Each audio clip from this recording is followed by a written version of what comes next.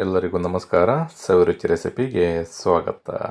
ನಾನಿವತ್ತು 2 ಥರದ ಚಟ್ನಿ ರೆಸಿಪಿಗಳನ್ನ ತೋರಿಸೋದಕ್ಕೆ ಬಂದಿದ್ದೀನಿ. ಈ ರೀತಿ ಚಟ್ನಿನ ಮಾಡಿಕೊಂಡ್ರೆ ನೀವು ಚಪಾತಿ, ರೊಟ್ಟಿ, ಇಡ್ಲಿ, ದೋಸೆ, ಪೂರಿ ಈ ಥರ ಎಲ್ಲ ಡಿಶ್ಗಳಿಗೂ ಜೊತೆಯಲ್ಲೂ ತುಂಬ ರುಚಿಯಾಗಿರುತ್ತೆ. ತುಂಬ ಸುಲಭವಾಗಿ ಈ ರೆಸಿಪಿಗಳನ್ನ ಮಾಡ್ಕೋಬೋದು. ಬನ್ನಿ ಯಾವ ರೀತಿ ಮಾಡೋದು, ಇದಕ್ಕೆ ಏನೇನು ಪದಾರ್ಥಗಳು ಬೇಕು ಅನ್ನೋದನ್ನು ನೋಡ್ಕೊಳ್ಳೋಣ.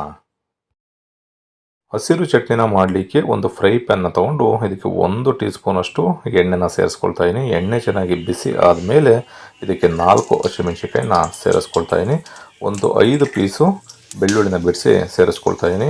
1 ಇಂಚಿನಷ್ಟು ಹುಣಸೆ ಹಣ್ಣು, ಹಾಗೆ ಒಂದು ಅರ್ಧ ಇಂಚಿನಷ್ಟು ಶುಂಠಿ, 1.5 ಟೇಬಲ್ ಸ್ಪೂನಷ್ಟು ಉದ್ದಿನಬೇಳೆನ ಸೇರಿಸ್ಕೊಳ್ತಾ ಇದ್ದೀನಿ. ಈ ಹಸಿರು ಚಟ್ನಿಗೆ ಒಂದು ಒಳ್ಳೆ ರುಚಿ ಕೊಡ್ತಕ್ಕಂಥದ್ದೇ ಈ ಉದ್ದಿನಬೇಳೆ. ಇದಿಷ್ಟು ಸೇರಿಸ್ಕೊಂಡು ಒಂದು ಅರ್ಧದಿಂದ 1 ನಿಮಿಷ ಚೆನ್ನಾಗಿ ಇದನ್ನು ಫ್ರೈ ಮಾಡ್ಕೊಳ್ಳಿ.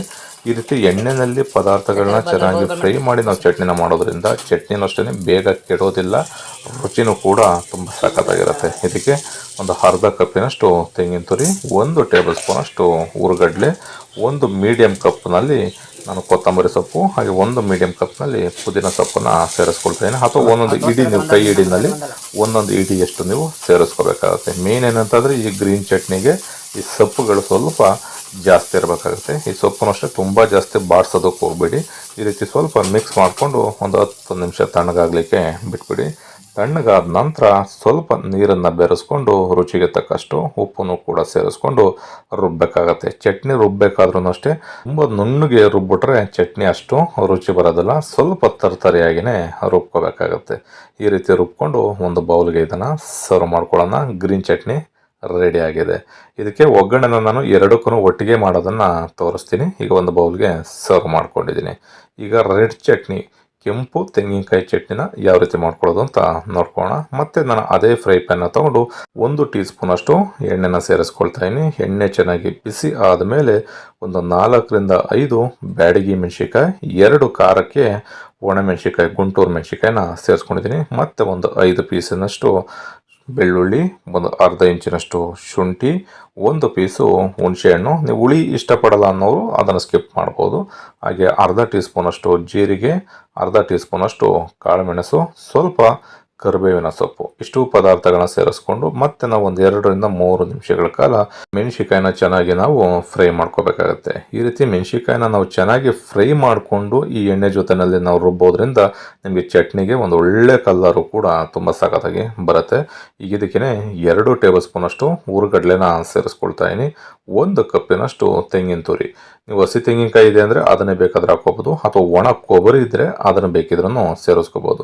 ಈ ರೀತಿ ಸೇರಿಸ್ಕೊಂಡು ಮತ್ತೆ ಒಂದು 2ರಿಂದ 3 ನಿಮಿಷ ಕಡಿಮೆ ಊರಿನಲ್ಲೇ ಚೆನ್ನಾಗಿ ಫ್ರೈ ಮಾಡ್ಕೊಳ್ಳಿ. ಅದಾದಮೇಲೆ ಒಂದು 10 ನಿಮಿಷ ತಣ್ಣಗಾಗಲಿಕ್ಕೆ ಬಿಟ್ಬಿಟ್ಟು ಇದನ್ನು ಕೂಡ ಸ್ವಲ್ಪ ತರ್ತರಿಯಾಗಿಯೇ ರುಬ್ಕೋಬೇಕು. ನಾನು ಇದಕ್ಕೆ ಮತ್ತೆ ರುಚಿಗೆ ತಕ್ಕಷ್ಟು ಉಪ್ಪನ್ನು ಸೇರಿಸ್ಕೊಳ್ತಾ ಇದ್ದೀನಿ.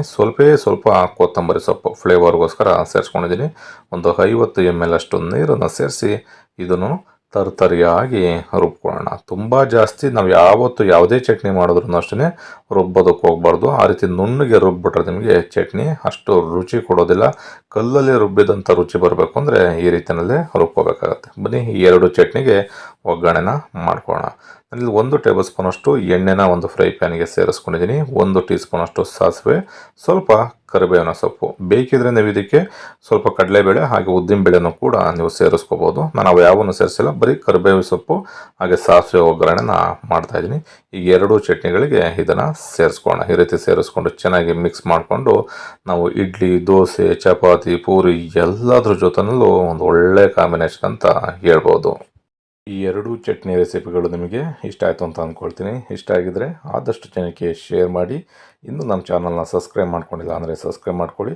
ಪಕ್ಕದಲ್ಲಿರ್ತಕ್ಕಂಥ ಬೆಲ್ ಬಟನ್ನ ಪ್ರೆಸ್ ಮಾಡಿ, ಲೈಕ್ ಮಾಡಿ, ಶೇರ್ ಮಾಡಿ. Thank you.